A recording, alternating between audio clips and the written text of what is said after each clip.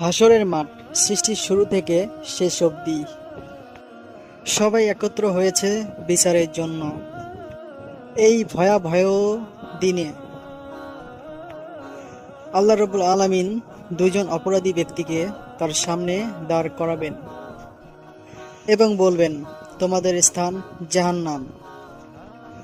তখন প্রথম ব্যক্তি কোনো কিছু না ভেবে দৌড়াতে থাকবে এবং দ্বিতীয় জন ধীরে ধীরে পা টেনে টেনে হাঁটবে জাহান্নামের পথে।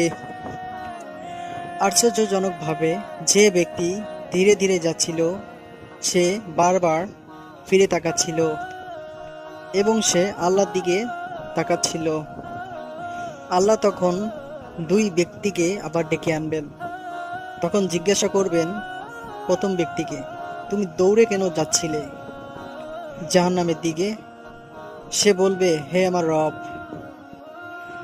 পৃথিবীতে আমি আপনার কোনো হুকুম মানিনি, আজ আপনি বললেন তাই অন্তত এবার আমি আপনার হুকুম পালন করতে চেয়েছিলাম।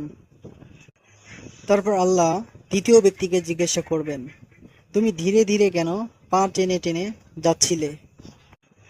দ্বিতীয় ব্যক্তি বলবে, হে আমার মালিক, আমি দুনিয়াতে শুনেছি আপনি অনেক দয়ালু, তাই বারবার আপনার দিকে তাকাচ্ছিলাম, যদি আপনি আমাকে মাফ করে দেন।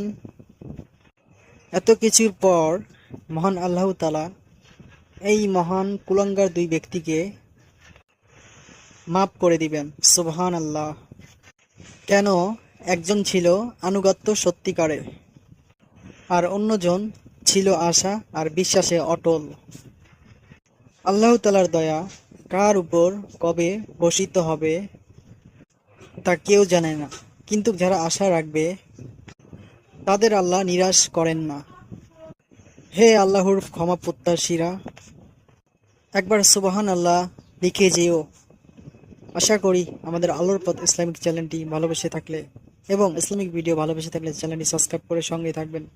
ভিডিওটি একটি শেয়ার, একটি লাইক করতে ভুলবেন না। অবশ্যই কমেন্টে জানাবেন। আল্লাহ হাফেজ।